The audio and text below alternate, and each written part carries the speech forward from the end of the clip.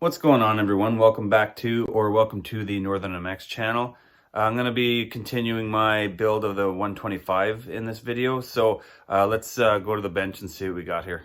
So in the last video, you see me complete this bottom end on the engine. In this video, I'm going to be doing the top end. So first of all, I have to take these power valves out and clean them. And I have a bunch of new gaskets and O-rings here ready to go back on the bike with a new piston. But first of all, I'm going to pull these apart and clean them all up. So the first thing I'm going to do is take the cover off for the power valves and expose them. So Yamaha uses these, I've already cracked these loose, so sometimes these can be a bugger. So Yamaha uses the Phillips head, but I'm going to be replacing these with a hex head because I don't like these, so because they kind of strip out like that. So I have that bolt kit that I bought, and I'm going to replace the these machine screws with hex head bolts. Set that aside. So now inside here you got your power valve assembly. So this is easy enough to take out. You have to get this this Allen head bolt out, but first you have to get there's a little keeper in here, and you got to take that out. So we'll find the proper Torx head, and then we'll get that out. All right, it looks like it's a Torx. It's a T25. It shouldn't be too tight, so just a 1/4 inch impact should do.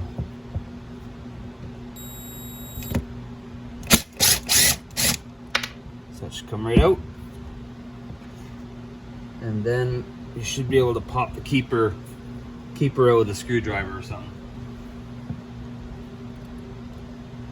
That just comes right out.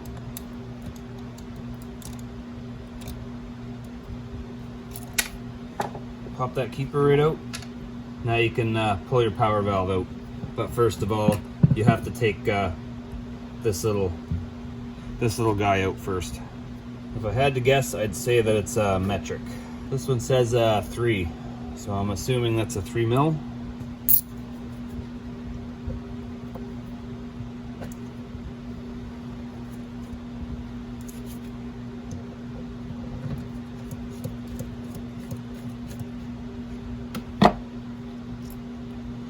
So now you get that little guy out of there.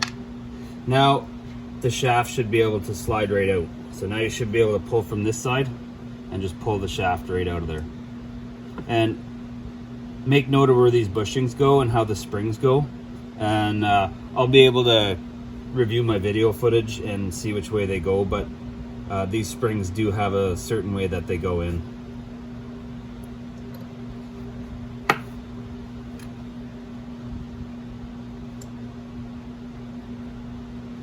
Now you just take everything out, and these springs here go onto the power valve like that. These little I'll pull out a power valve first, because you can pull the power valve right out after. Oh no, sorry, you have to take these 2 screws out. There's keeper screws in here.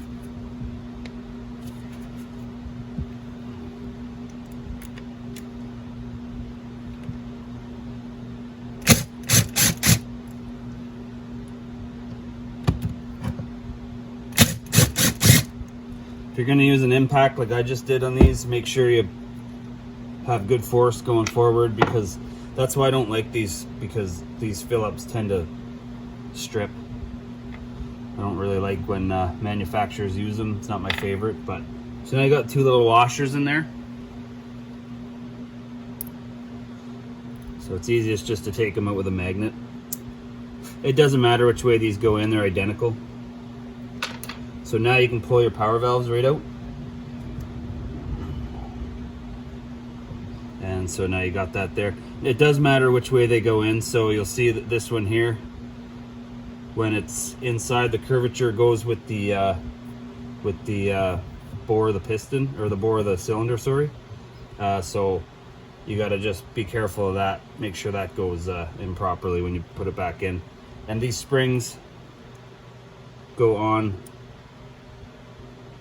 like so when it goes back in. So it moves back and forth like that when it's operating. So you just take the other one out.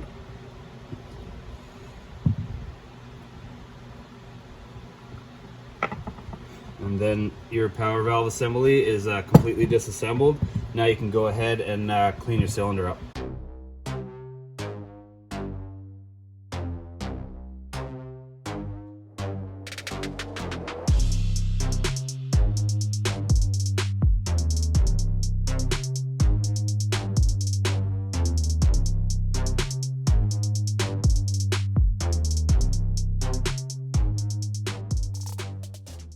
Alright guys, so I got the cylinder cleaned up pretty decent here.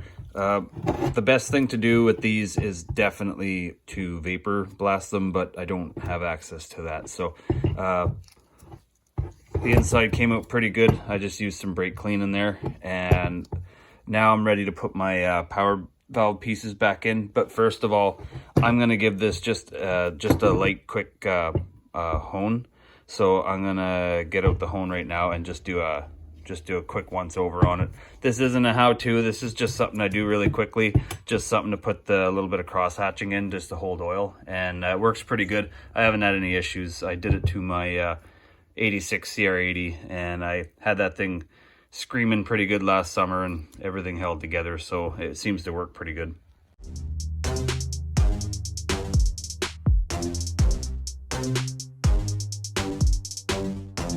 So this is the result I came up with, just some light cross hatching, just enough to hold the oil in the cylinder there. So now I'm going to go ahead and give this a bath in just some warm soapy water.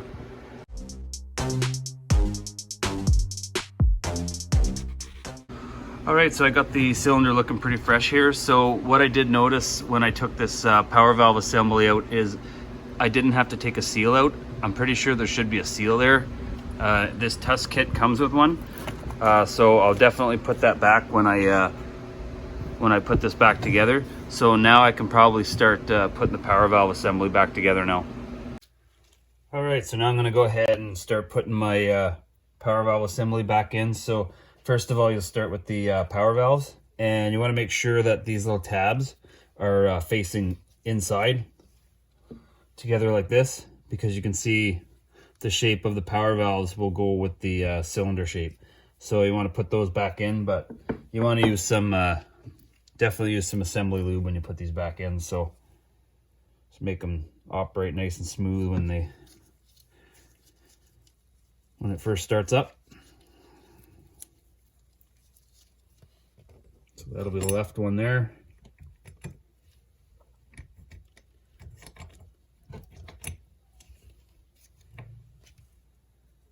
And these little sleeves here,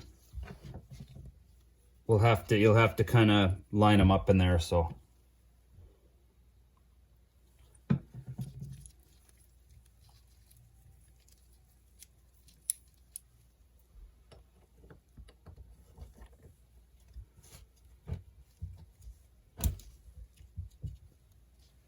now that you have the valves themselves in there, you can go ahead and put the screws back in, the machine screws, but first you want to put these washers back in.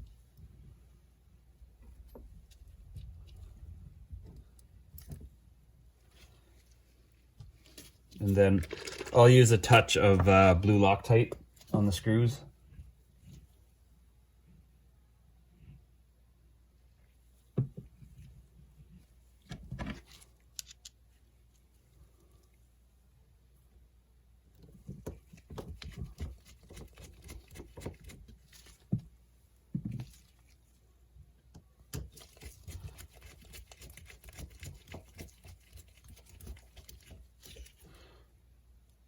And snug it down pretty good.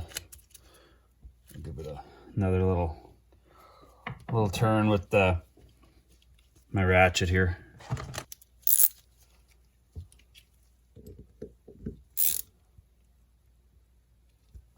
just a snug. You don't want to do anything too crazy. So with the other one, same thing, just a touch of blue Loctite here.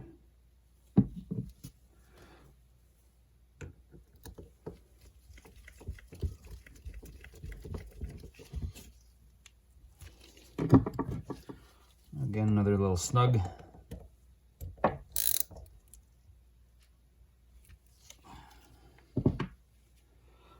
So now you can go ahead and start putting your springs back together, and you can tell by, it's not a brand new piece, so you can tell by the way the lines go how your spring is gonna actually line up in there. So it looks like this one's gonna go like this because of the way the old marking is. It's kind of goes with that one there.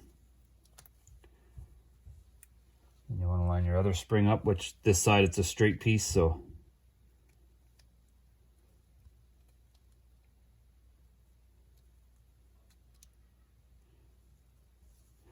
now your shaft will go through here. But first of all, I'm going to put this little seal in here. For this, you're going to want to use a little bit of grease.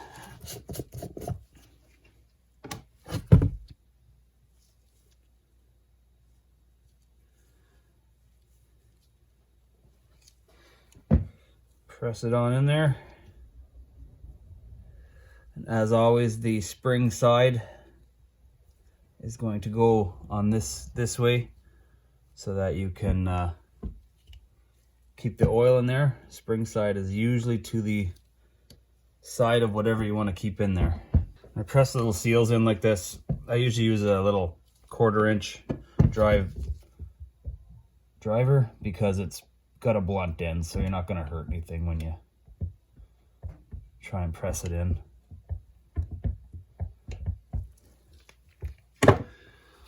And the seal's in like that. So now comes kind of the tricky part.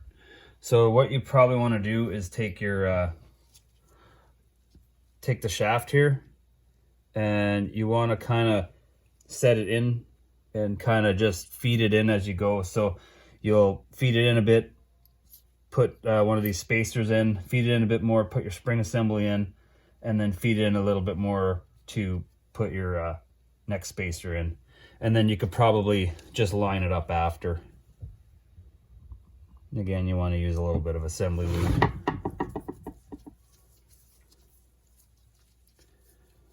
Just so it goes through that seal nice and easy. And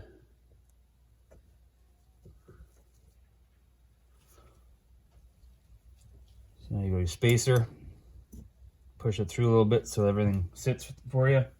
And this is easy. This hole is just going to face out so you can put your little screw in after your keeper. But first of all, what you want to do is take these little springs and slide them up into place, and then kind of line up your shaft after that.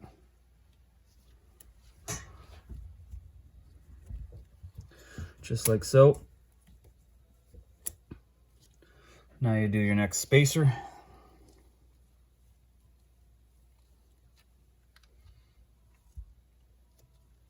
If you need a screwdriver or a set of pliers to help you, that's good too. Gets a little tight in there after.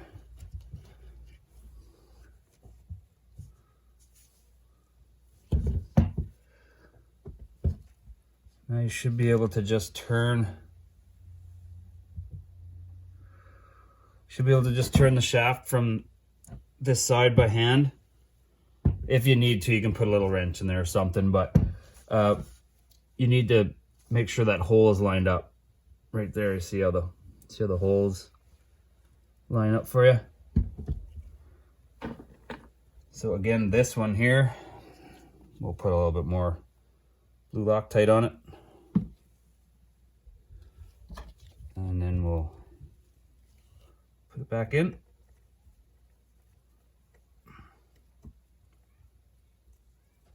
If it'll go, you might have to turn it a little bit here and there. Turn Sometimes you gotta just maneuver it a little bit with a tool or something like that. Snug it in with the driver and just give it a good snug with the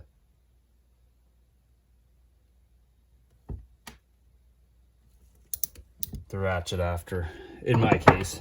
So now you've got everything in place here. So now your power valve assembly is ready for operation.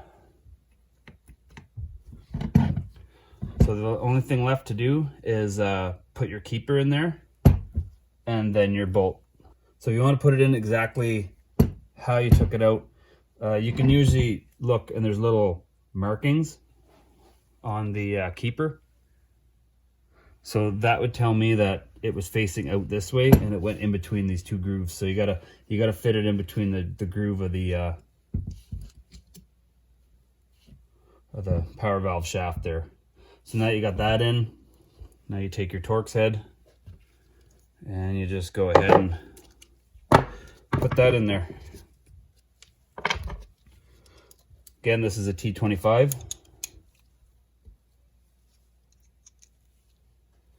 Put a little bit of Loctite on that.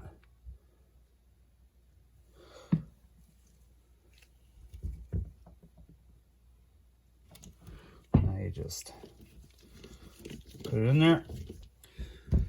And again, I'll just give it a little snug with the ratchet here.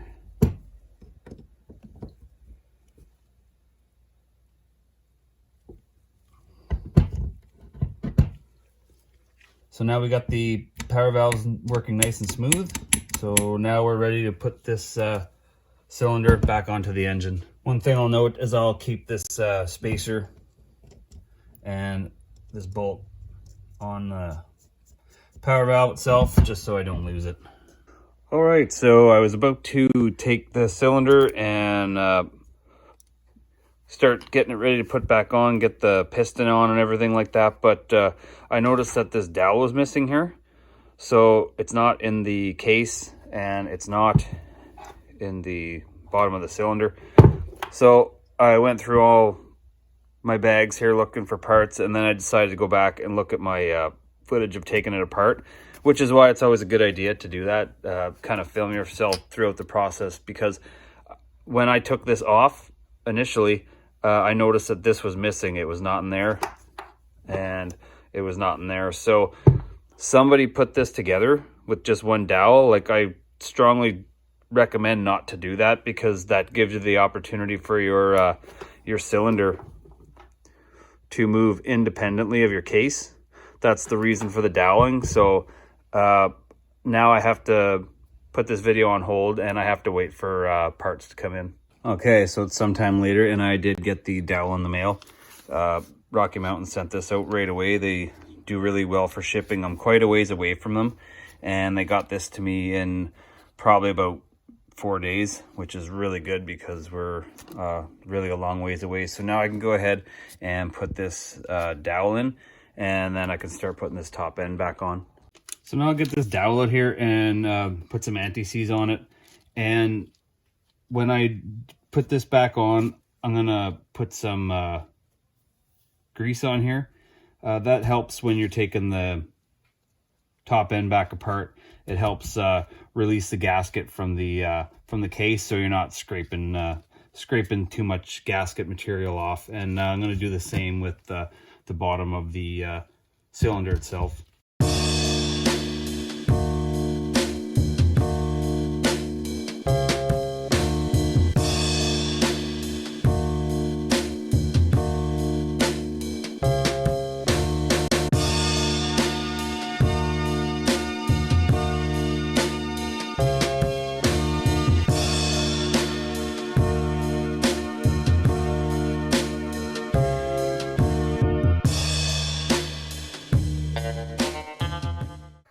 Okay, now I've got it to the point where I can start thinking about putting my piston back on. I've got my Vertex piston out here on the bench, but first I'm just gonna pull this out temporarily.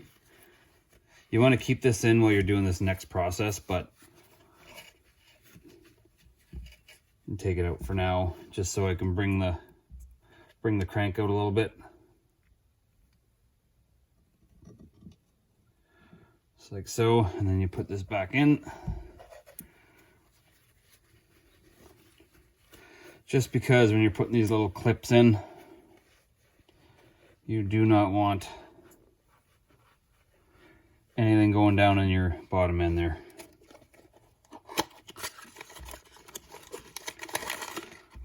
So this Vertex kit comes with, of course, the piston. It's a B piston. It also comes with the wrist pin and the clips here, or the snap rings, and it comes with the piston ring itself. So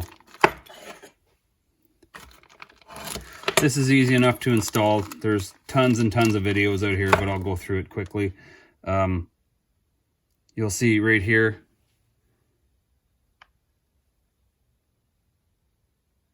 it's got a little T, so that's going to go up. So it's going to go to the top of the piston. So when you install it, you're going to go with this T facing up. And you'll see this little tab here. And that's where this gap is going to go. And when you do this part of it, you're going to want to take your gloves off if you're wearing any kind of gloves, because it usually doesn't work out very well. When you're wearing gloves, you start pinching the gloves in things you don't want them to be in, and it's just a hassle. So you're going to have to get a little bit of oil or whatever on your hands. And I've went through it before in other videos, but you're going to have to put this inside your cylinder and measure that ring end gap there. I can't remember what it was, but I did measure it. It's good, but follow Vertex's instructions on how to do that. And basically it's just got to be a certain distance away from each other while it's inside the cylinder sleeve, and then you measure it with a feeler gauge. So, and just follow the directions and the specs from Vertex. And then if everything's good, then you can go ahead and start assembling everything. So I did go ahead and buy a new bearing, wrist pin bearing, just because it was, I think it was like $8 or something like that. So might as well. The other one's good. So whoever takes this bike after, I'll definitely give them that other bearing, because it definitely is good. But I just figured I'd put a brand new OEM one in just cause.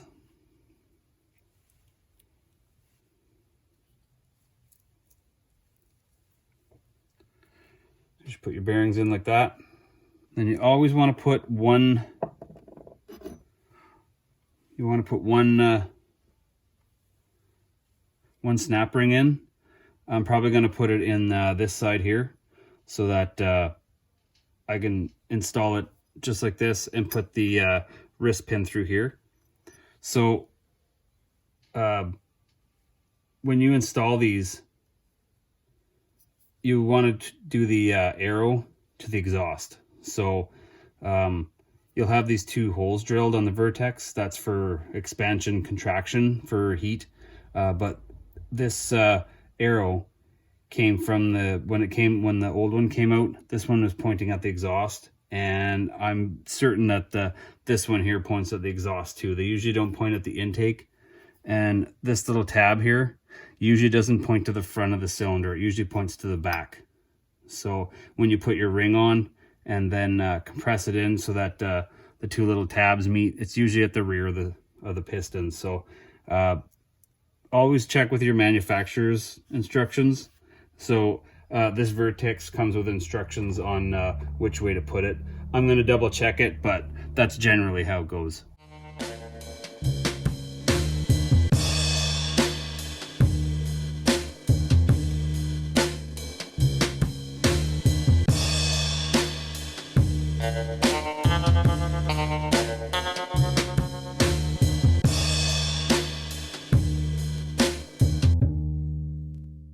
So I've got the piston on here, guys, and when you put this on, like I said, this arrow does go toward the exhaust.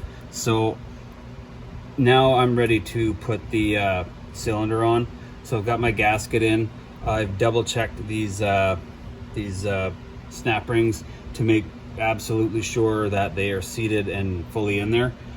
So now what I'm going to do is just take this cylinder and you slip it on to the piston, and you make sure this ring here is lined up with this back piece as you're slipping it on, because if not, you're gonna have a really hard time doing it. So you got to make sure that that kind of just closes in over that opening there, and then your cylinder should go straight on for you.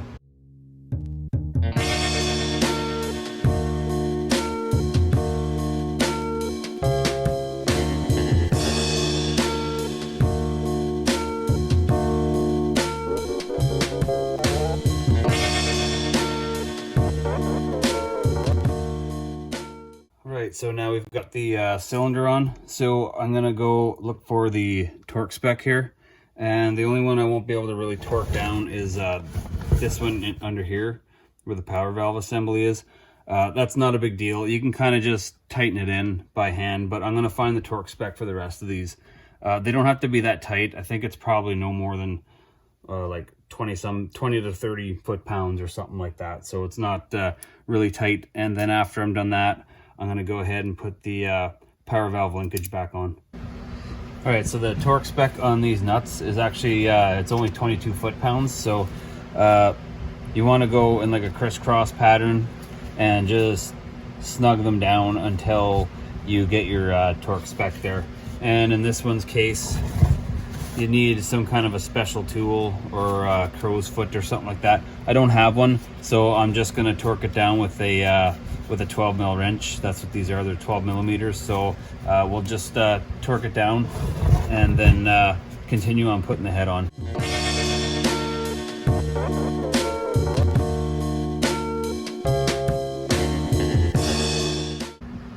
So now before you put the head on, you want to go in and put your power valve assembly on. That's easy enough. I think this is just an 8 mil bolt, and there's a torque spec on it, but it's just so minimal that I'm just gonna put some blue Loctite in there on here, and then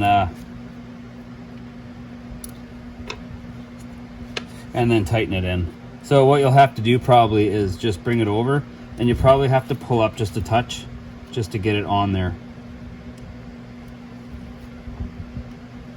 Like that.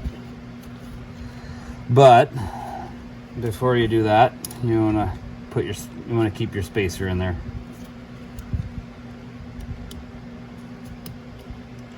So there you go. Now you're ready to just go ahead and just Loctite your little bolt and just tighten it in there. All right, so I got the power valve linkage torqued in here. Like I said, I just kind of torqued it in. I had to put a wrench in there to kind of back it up to keep it from moving too far forward. Use a little bit of blue Loctite, and then that should be good to go. So now I'm gonna go ahead and start putting the O-rings in for the head, and I'm gonna put the head on.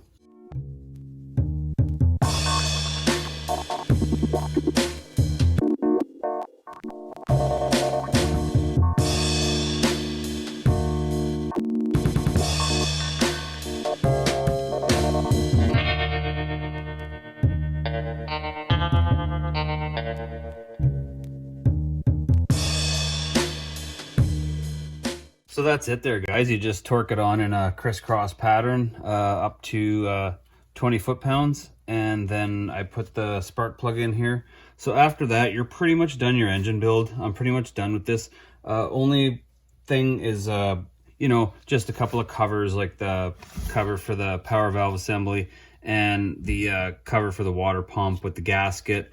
I do that all the same. I put you know, just a little light layer of grease around here, and then put that back on there. Same with here, a little light layer of grease, tighten it on. All the procedure is pretty much the same. Same with the power valve, or the reed valve, sorry.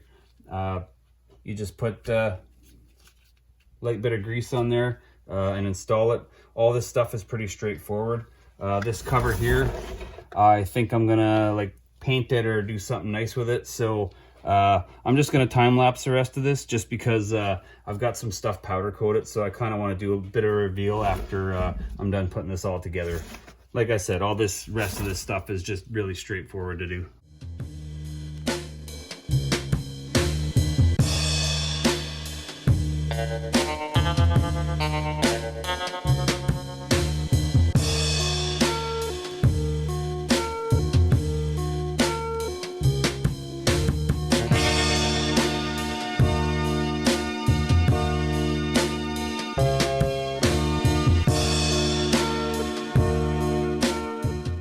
I'll stop there just for a second, just because I did end up replacing the reeds. The reed valves on this, as you can see, the corners are all chewed up, so that's no good. So I went ahead and bought some brand new reeds and put them in the reed cage, so now I can go ahead and put them back in the case now.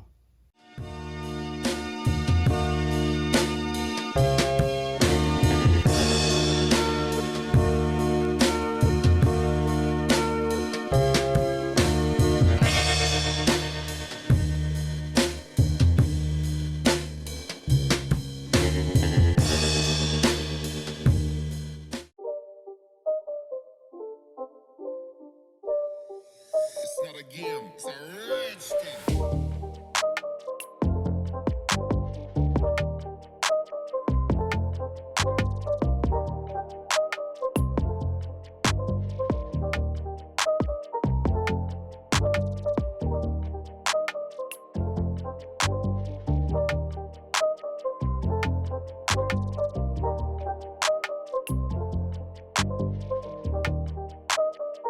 Alright guys, I got the engine pretty much done behind me here. Everything's torqued in, good to go.